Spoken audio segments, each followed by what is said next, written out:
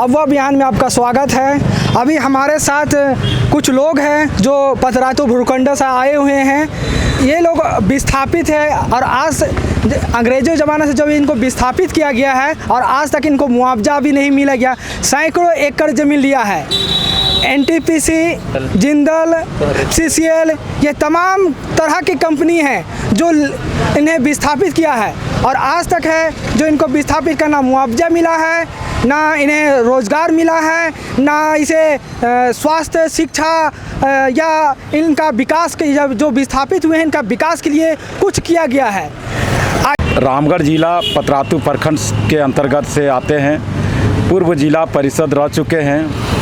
वहाँ पर बहुत सा विस्थापन के मुद्दा पर मैं लड़ा हूँ, जेल भी गया हूँ। बहुत सारे तरह के हथकंडा अपनाया गया कंपनियों द्वारा, मगर फिर भी हम लड़ाई लड़ने के लिए हमेशा तत्पर रहे। अपना जान निछावर कर दिए हैं उस क्षेत्र में। जो कौन कौन कंपनियां लिया गया है विस्तार पूर्वक हम बताना चाहता हूं कि एक जिंदल कंपनी है जो बासल कंपनी के द्वारा लिया हुआ अधिग्रहण ज़मीन में कोर्ट द्वारा लिया गया, और दूसरा कि चारों गांव के कई गांव उजाड़ने के मकसद से अधिग्रहण करने का षड्यंत्र रचा हुआ था। वो लड़ाई लड़के हम वहां के मूल रैयतों का ज़मीन का रक्षा करने के काम किए। पूरा ग्रामीण क्षेत्र को घर बसाने काम किए। पीटीपीएस और एनटीपीसी ये भी कंपनी बहुत सा अधिग्रहण किया पीटीपीएस द्वारा, और कल के दिन में कुछ दिया गया रियाडा कंपनी को। जो रियाडा है सो छोटा छोटा प्लांट बैठाकर अपना मुनाफा कमा रहे हैं, मगर वहाँ के मूल रैयत बेदखल हो गए हैं भूमिहीन होने के कारण। आज शैक्षणिक स्तर में भी जाने से जाति आवासीय नहीं बन रहा है। वहाँ के विस्थापितों को ना सरकारी योजना मिल पा रहा है। सभी तरह से बिखरा हुआ आदमी है। और सीसीएल द्वारा भी विस्थापित बहुत सा लोग हुए हैं, वहाँ भी वही दशा है। कोई अभी वहाँ के विस्थापित बहुत सा हुए, कहाँ कहाँ चल गए।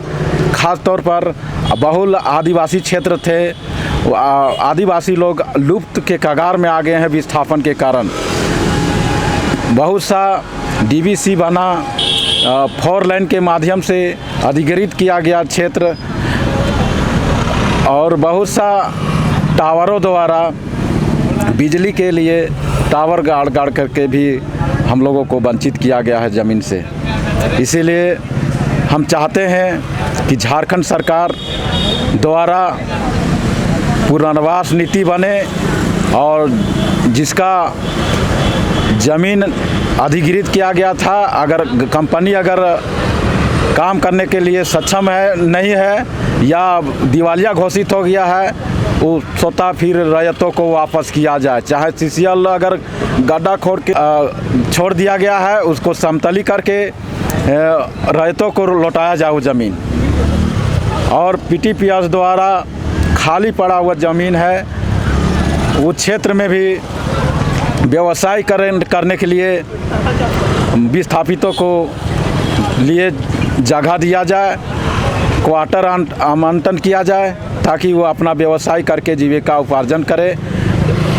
आज पतरातू क्षेत्र उद्योग क्षेत्र कहलाते हैं, मगर वहाँ के मूल रैयतों के साथ, वहाँ के मूल निवासियों के साथ, आदिवासियों के साथ सौतेला व्यवहार किया जा रहा है। ना रोजगार का व्यवस्था किया जा रहा है, ना सरकारी लाभ दिया जा रहा है।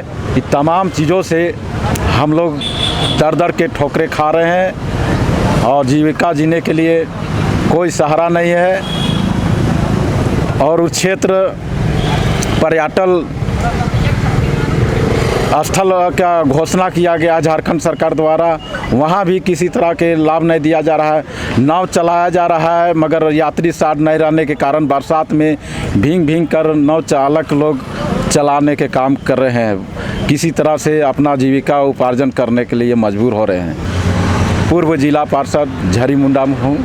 झारखंड में आदिवासी हो या मूलवासी, यहाँ विकास, झारखंड में विकास, देश के विकास के लिए यहाँ के आदिवासियों या मूलवासियों की ज़मीन सरकार को देते हैं कि देश विकास करेगा, झारखंड विकास करेगा।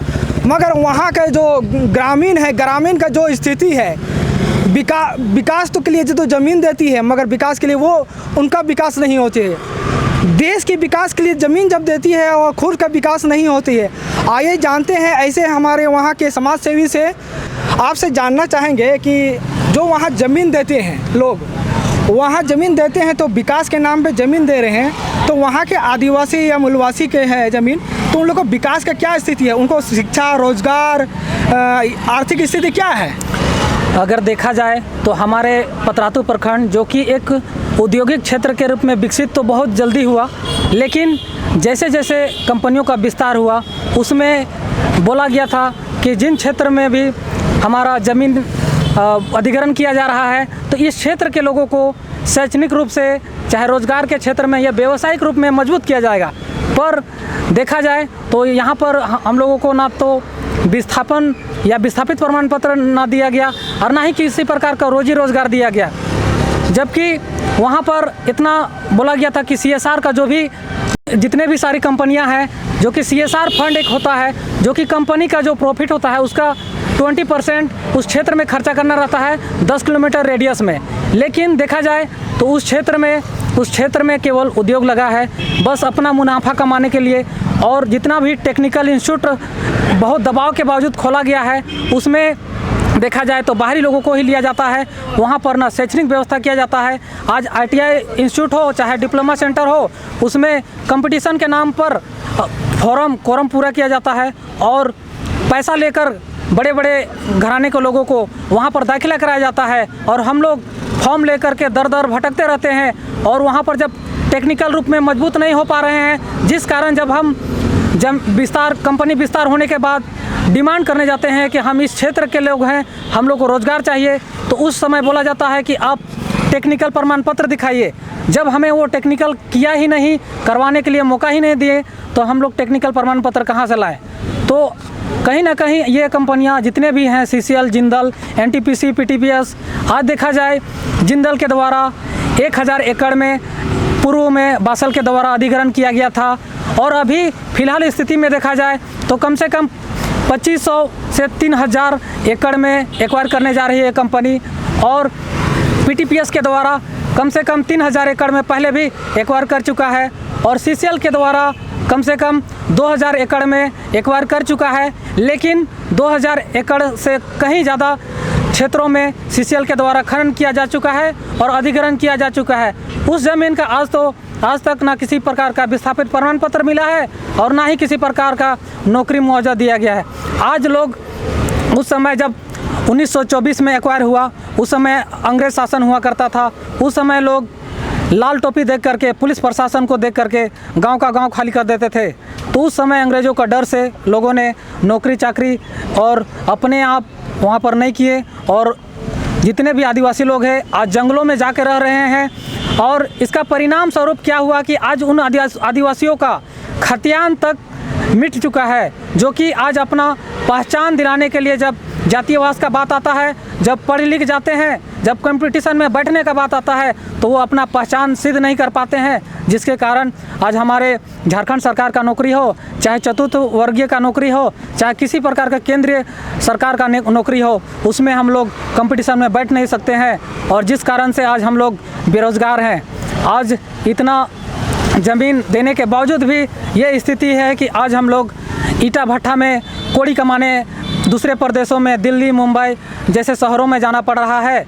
आज झारखंड को सोने का चिड़िया कहा जाता है, जो कि पूरे झारखंड में खनिज संपदा से भरा पड़ा है। लेकिन देखा जाए तो यहाँ नौकरशाही और तानाशाही और जितने भी कारपोरेट घराने हैं उनका राज चल रहा है। यहाँ के आदिवासी और मूल निवासियों का किसी प्रकार का भला नहीं हो रहा है। आज उनके बेटे और उनके जितने भी सगे संबंधी हैं नौकरी चाकरी भी करते हैं, उसके बाद ट्रेड यूनियन के नाम से नेतागिरी भी करते हैं, उनका दुरुपयोग भी कर रहे हैं और कहीं ना कहीं उस ज़मीन के साथ साथ में जितने भी सारे सुख सुविधा हैं वो कंपनी के द्वारा लाभ ले रहे हैं।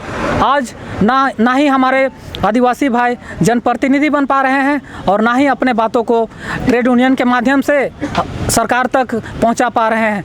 हम सरकार से यही मांग करते हैं विस्थापन आयोग का गठन किया जाए और जिससे आदिवासियों का एक मूल पहचान, एक विस्थापन प्रमाण पत्र और एक सही हक अधिकार मिले, जिससे पूरे झारखंड में जितने आदिवासी मूल निवासियों का ज़मीन गया है उनको हकों अधिकार मिले और जिनसे एक अलग पहचान मिले और पीढ़ी दर पीढ़ी उनको एक ऐसा पहचान मिले ताकि आने वाले समय में जितने भी पीढ़ी हैं उनको भटकना ना पड़े, उनको झारखंड में ही रोज़गार मिले और उनका हक अधिकार मिले, मान सम्मान मिले। मेरा नाम हुआ संदीप उरांव, मैं पतरातू रामगढ़ जिला का रहने वाला हूँ।